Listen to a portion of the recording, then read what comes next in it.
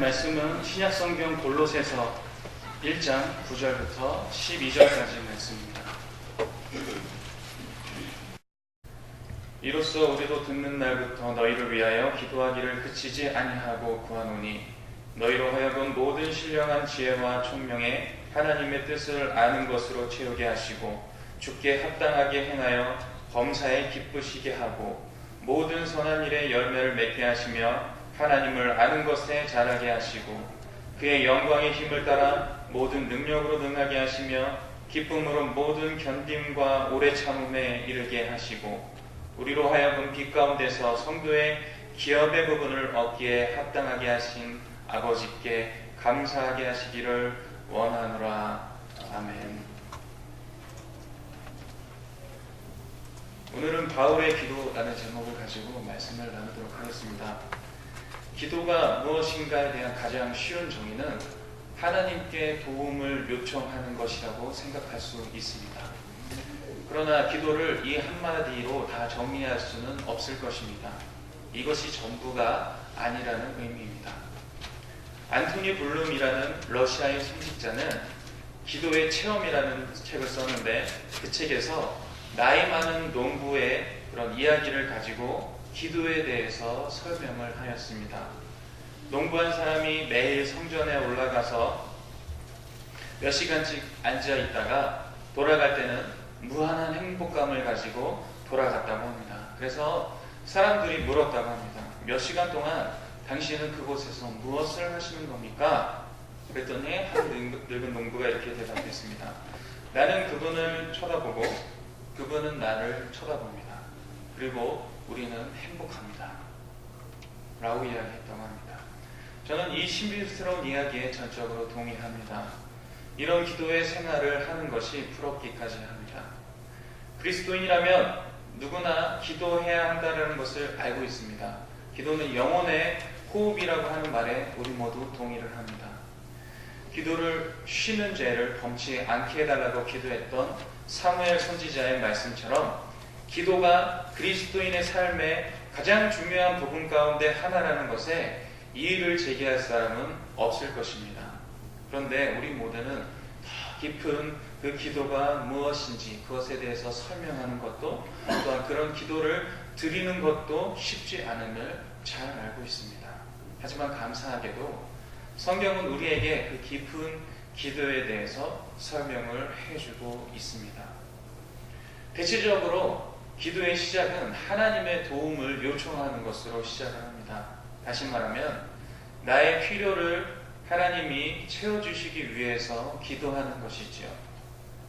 그래서 우리의 기도에는 하나님께 대한 우리의 요구하는 그런 사항들이 가득합니다. 이런 기도를 잘못됐다고 말할 수는 없습니다. 하지만 우리는 기도가 일평생 여기에 머물러 있어서는 안 된다는 것 또한 우리는 기억해야만 합니다. 처음에는 하나님이 우리에게 부어주시는 은혜, 하나님이 우리에게 베풀어 주시는 선물, 또 하나님이 우리에게 충족시켜 주시는 것들을 구하게 되지만 더 성숙한 신앙인들이라면 하나님이 우리에게 주시는 어떠한 선물이나 은혜보다도 하나님, 그분 자체를 더 원하는 데까지 나아가야 한다는 것입니다. 하박국 선지자의 고백처럼 무화과 나무가 무성하지 못하며 포도나무에 열매가 없으며 감람나무에 소출이 없으며 풀밭에 먹을 것이 없으며 우리의 양이 없으며 외양간에 소가 없을지라도 하나님으로 말미암아서 기뻐한다라는 그런 고백과 마음의 소원들이 그런 기도함 가운데 나타나게 되는 것입니다. 우리가 오늘 읽었던 골로새서 1장 말씀에도 보면 이런 기도에 대해서 설명을 하고 있습니다. 본문은 바울이 드렸던 기도의 내용인데 그 기도의 내용을 이 시간 다 같이 살펴보도록 하겠습니다. 첫 번째로 바울은 하나님의 뜻을 알게 해달라고 기도하였습니다. 우리 다 같이 9절 말씀을 읽겠습니다. 9절 말씀 읽겠습니다. 시작. 이로써 우리도 듣던 날부터 너희를 위하여 기도하기를 그치지 아니하고 구하노니 너희로 하여금 모든 신령한 지혜와 총명에 하나님의 뜻을 아는 것으로 채우게 하시고. 아멘.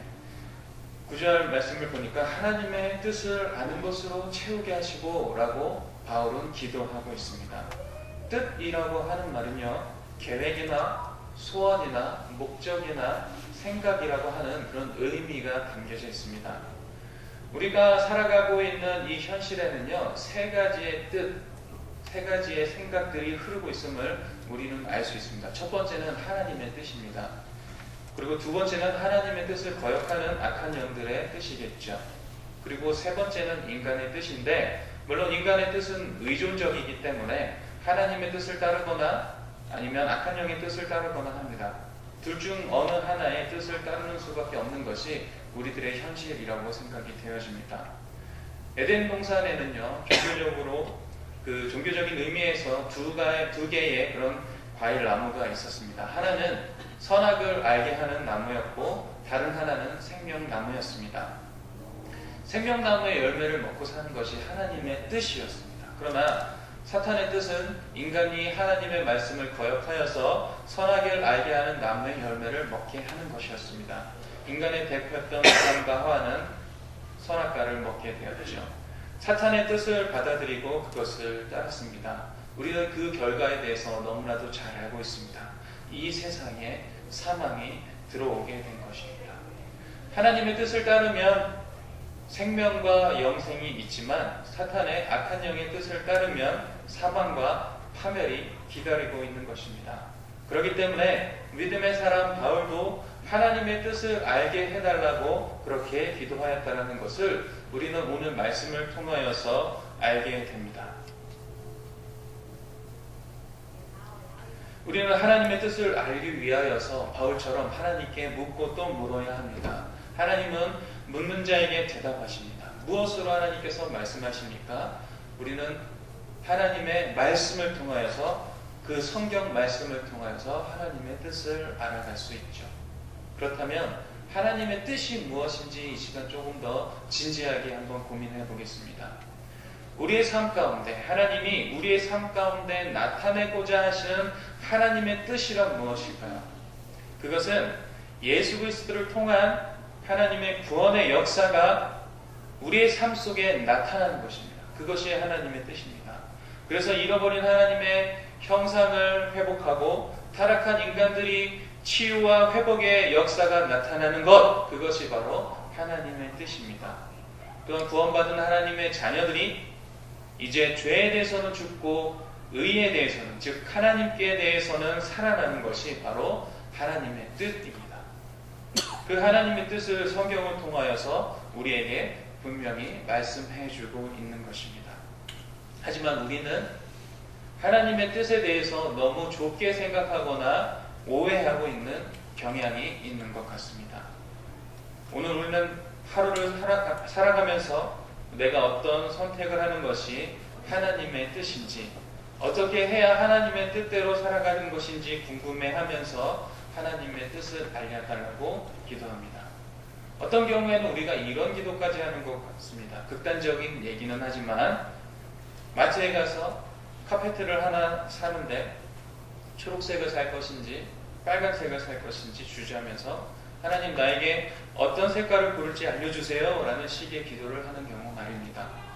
물론 우리가 사소한 일에도 하나님께 묻고 또 묻는 일은 해야 하며 우리의 삶의 모든 문제를 주님께 아뢰는 것은 맞습니다.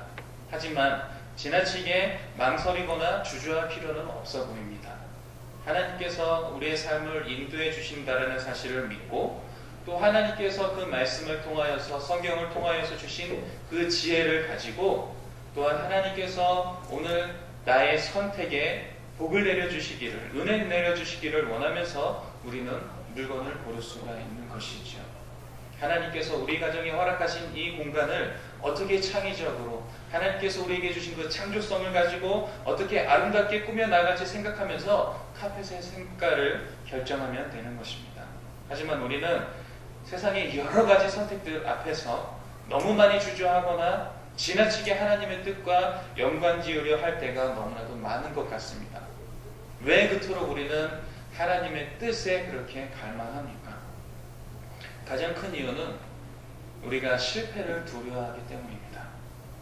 하나님의 뜻이라면 우리의 인생에 실패란 없을 것이라는 그런 생각에 어떠한 일들을 하기 전에 실패가 아닌 성공의 길을 묻게 되는 것이죠. 그렇다면 우리의 기도는 우리가 하나님의 뜻을 구하는 것이 아니라 하나님을 우리의 성공의 수단으로 이용하는 것이 되는 것입니다. 하나님의 뜻은 우리에게 실패와 좌절이 닥치더라도 그것을 이겨내고 다시 하나님을 붙잡고 하나님의 길을 걸어가는데 그 하나님의 뜻이 있다는 것이지, 우리가 바라는 그런 실패 없는 삶만이 하나님의 뜻은 아니라는 것입니다. 오늘 본문에서 바울은 하나님의 뜻을 알게 해달라고 그렇게 기도하고 있습니다.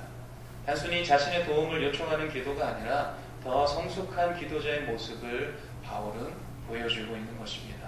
내 뜻을 이루기 위한, 나의 간절한 마음을 이루기 위한 기도가 아니라 하나님의 뜻이 이루어지기를 바울은 기도하고 있다는 것입니다. 두 번째, 바울의 기도에 대해서 생각을 해보겠습니다. 두 번째는 바울은 선한 일의 열매를 맺게 해달라고 기도하였습니다. 우리 다 같이 10절 말씀을 읽도록 하겠습니다. 시작. 주께 합당하게 행하여 범사에 기쁘시게 하고 모든 선한 일의 열매를 맺게 하시며 하나님을 아는 것에 자라게 하시고. 아멘. 10절 말씀을 보면 모든 일에 선한 열매를 맺게 해달라고, 선한 일의 열매를 맺게 해달라고 그렇게 기도하고 있음을 우리가 바라볼 수 있습니다. 우리가 읽었던 10절부터 그리고 12절까지 등장하는 여러 가지 기쁨이라든가 견딤이라든가 오래 참음, 또한 감사 등은 바울이 말한 성령의 열매와 관계되어 있기 때문에 이 구절에 등장하는 모든 것이 선한 일의 열매로 연결된다고 생각할 수 있습니다. 바울은 이 모든 선한 일의 열매를 맺게 해달라고 간절하게 기도하고 있습니다. 하나님은 하나님의 그런 주권적인 구원 사역 이외에 인류 전체의 그런 역사들을 하나님과 사람의 협동 사역으로 이루어 가십니다. 열매를 맺는 일은 우리 혼자 하는 것이 아니고 그 반대로 또 하나님께서 혼자 하시는 일이 아니라는 거예요. 성령의 능력과 또 우리들의 그런 순종이 합해져서 이루어지게 되는 것입니다. 성경은 우리가 해야 할 일까지 하나님이 다 해주시겠다라고 약속하지 않으셨습니다. 오히려 그리스도를 순간순간 전적으로 의지하면서도 적극적인 순종을 요구합니다. 즉 우리의 삶 전체가 하나님의 형상이 회복되어 선한 열매를 맺도록 성령의 은혜에 전적으로 의존하면서도 또한 악한 행실을 죽이려고 우리가 부단히 애쓰는 삶을 성경은 요구하고 있다는 것입니다. 우리가 신앙생활을 하면서, 특별히 칼빈주의 배경에서 신앙생활을 하면서 인간의 노력과 책임을 적극적인 태도로 생각하지는 않는 것 같습니다.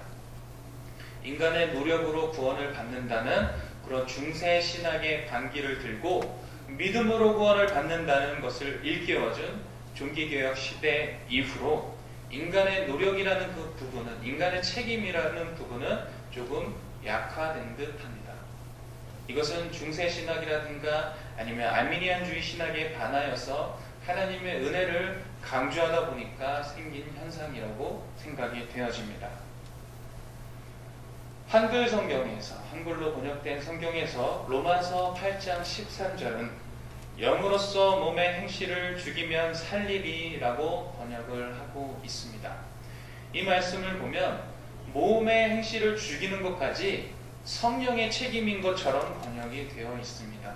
그러나 원문의 뜻을 살펴보면 몸의 행실을, 그런 악한 행실들을 죽여야 하는 주체는 성령이 아니라 바로 우리 한글 번역에서는 빠졌던 너가입니다. 너가 영으로서 몸의 행실을 죽이면 살리니가 원문에 더 가까운 해석이 되는 것입니다. 성경은 성령의 능력이 필수적이지만 동시에 우리가 최선을 다하여서 순종하는 삶이 중요하다는 것도 말씀하고 있습니다. 즉 성령의 능력을 적극적으로 의지하면서 동시에 우리가 최선을 다하여서 죄와 싸우는 삶, 선한 일에 열매 맺는 일에 적극적인 삶을 성경은 강조하고 있다는 것입니다. 성경은 우리의 연약함을 핑계하여서 세상으로부터 도피하거나 좌절에 빠져 있는 것을 옹호하지 않습니다. 오히려 그리스도께서 이기시는 그런 승리를 힘입어서 하나님 나라를 위한 적극적인 삶을 요구하고 있습니다. 세상이 악하다는 이유로 세상으로부터 도피하는 삶을 사는 것이 아니라 세상의 악을 향하여서 영적 전투를 투쟁하면서 살아가는 것, 그것이 바로 성경의 가르침이라는 것입니다. 고대 그리스의 무사들이 무술을 익히는 연습장에는 경기 장면을 그린 그림이 걸려 있었다고 합니다. 그리고 그 그림 밑에는 이런 문구가 적혀 있었다고 합니다. 주목하라, 모방하라, 반복하라. 이 문구를 우리 그리스도인의 삶에 적용해 볼 수 있을 것 같습니다. 주목하라. 그리스도인들은 하나님께 주목해야 합니다. 이 땅에 하나밖에 없는 외아들을 보내셔서 우리의 죄를 짊어지고 죽도록 우리를 사랑하셨던 그 사랑에 주목해야 하는 것입니다. 모방하라. 그리스도인은 예수님을 본받아야 합니다. 예수님을 닮아가는 삶을 살아야 합니다. 반복하라. 예수님을 본받는 삶을 영적 전투에서 승리하는 삶의 노력을 거듭 반복하는 것입니다. 바울은 오늘 본문에서 이러한 삶을 살게 해달라고 기도하고 있습니다. 이렇게 치열한 전투를 마치고 성령의 열매를 아름답게 맺어갈 무렵에 우리는 우리가 보내왔던 그런 시간들을 되돌아보며 회상할 수 있을 것입니다. 그때 그렇게 치열하게 싸웠고 영적 전투에서 승리하기 위해서 우리가 몸부림쳤고 주님을 본받는 삶을 살기 위하여서 살아왔는데 결국 우리가 걸어왔던 그런 발자국을 보면 우리 주님이 우리를 등에 업고 그 험난한 길을 걸어가셨음을 우리는 믿음으로 바라볼 수 있는 것입니다. 우리를 내버려 두시지 않으시고 우리를 혼자 두시지 않으시고 나를 그 강한 팔로 붙잡아 주셨음을 붙잡고 계셨음을 우리는 고백할 수 있는 것입니다. 그렇기 때문에 우리는 최선을 다하여서 영적 전투에 임하지만 열매 맺는 삶을 위해서 치열하게 살아가지만 그런 삶을 살아갈 수 있도록 성령의 도우심을 구해야 하는 것입니다. 한 소년이 깊은 산골에서 살고 있었습니다. 하루는 비가 억수같이 퍼붓는 바람에 집 앞에 있는 나무가 쓰러져서 길을 막았습니다. 소년은 혼자서 그 나무를 치워보려고 길을 썼지만 소년의 힘으로는 그 나무는 끄떡도 하지 않았습니다. 소년이 나무 앞에서 쩔쩔매고 있을 때 그 소년의 아버지가 다가와서 물었습니다. 얘야, 너가 할 수 있는 일을 모두 다 해보았니? 예, 아빠, 제가 할 수 있는 일을 모두 다 해봤는데도 이 나무는 전혀 움직이지가 않아요. 아니다. 내가 아직 하지 않은 일이 한 가지 있단다. 그게 무엇인지 알겠니? 소년이 대답합니다. 잘 모르겠는데요.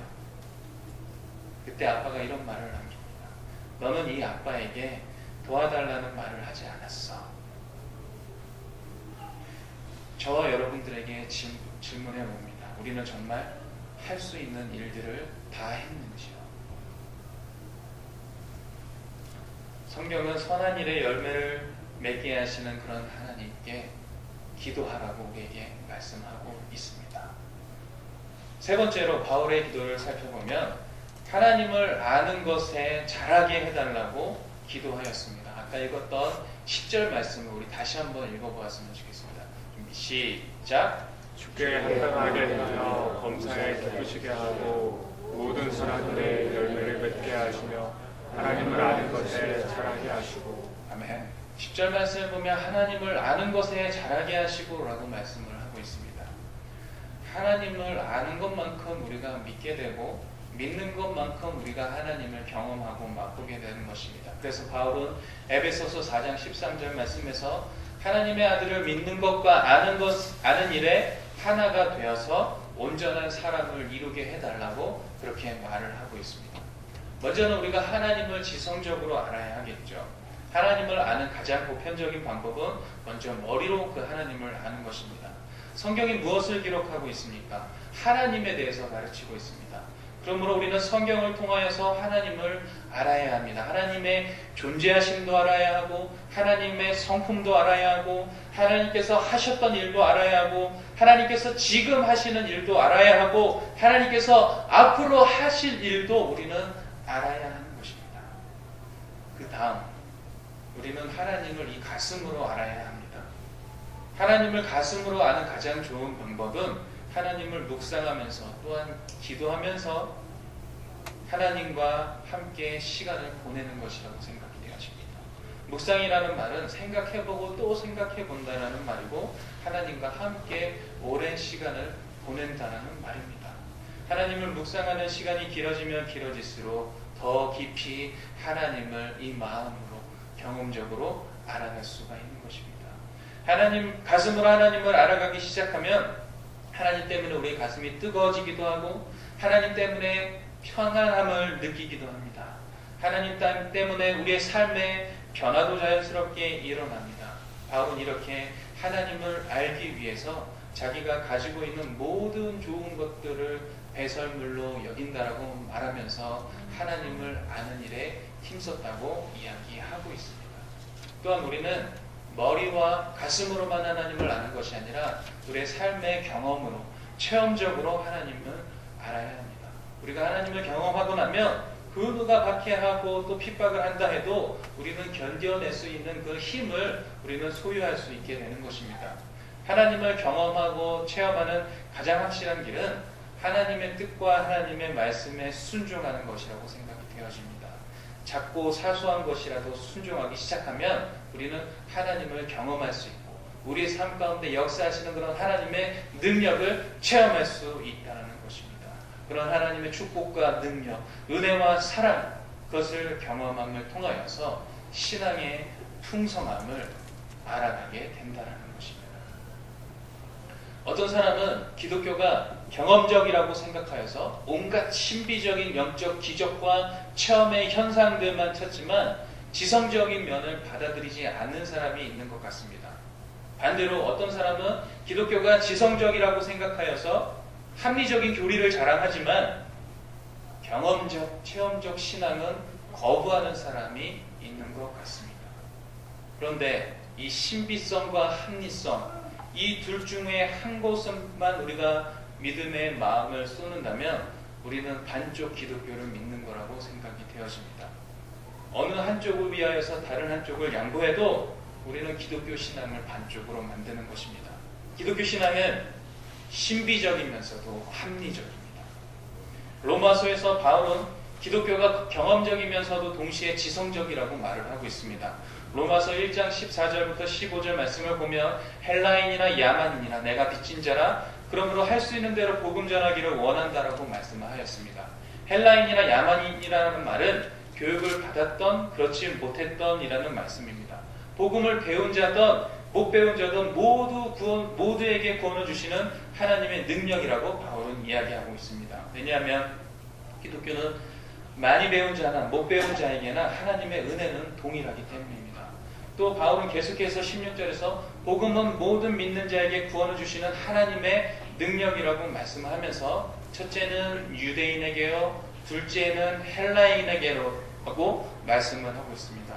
고린도전서 1장 22절 말씀을 보면 유대인들은 표적을 원하나 헬라인은 지혜를 원한다라고 말하는 것으로 봐서 유대인들은 경험적인 그런 신앙을 찾았던 것 같고 그리스 사람들은 헬라인들은 지성적인 면들을 많이 찾았던 것 같습니다. 계속해서 바울은 고린도전서 1장 24절 말씀에서 그리스도는 하나님의 능력이요 지혜라고 말을 하고 있습니다. 이 말씀은 기독교의 복음은 능력이나 지혜 이 어느 한쪽에 있는 것만이 아니라 능력과 지혜 모두 다 있다는 것입니다. 경험적이면서도 지성적인 것이 바로 기독교라고 바울은 담대하게 이야기하고 있는 것입니다. 그러므로 하나님을 안다라는 것은 경험이나 어떤 지성 중에서 어느 한쪽만을 강조하는 것이 아니라 양쪽의 풍성함을 누리는 것입니다. 이 풍성함을 통하여서 하나님을 더욱더 깊이 알아가는 우리가 되어야 한다는 것입니다. 말씀을 정리하겠습니다. 우리는 하나님의 뜻을 알기 위하여서 말씀 생활에 더 적극적이어야 합니다. 또한 선한 열매를 맺기 위하여서 우리는 우리의 삶 속에서 죄와 싸우는 그런 전투적인 삶을 살아야 하고 하나님을 알기 위하여서 더욱더 최선을 다해야 합니다. 하지만 우리의 이런 노력이 있어도 하나님께서 역사하지 않으시면 아무 열매도, 또한 하나님께 대한 아무 지식도, 하나님께 대한 아무 경험도 얻을 수 없다라는 것을 압니다.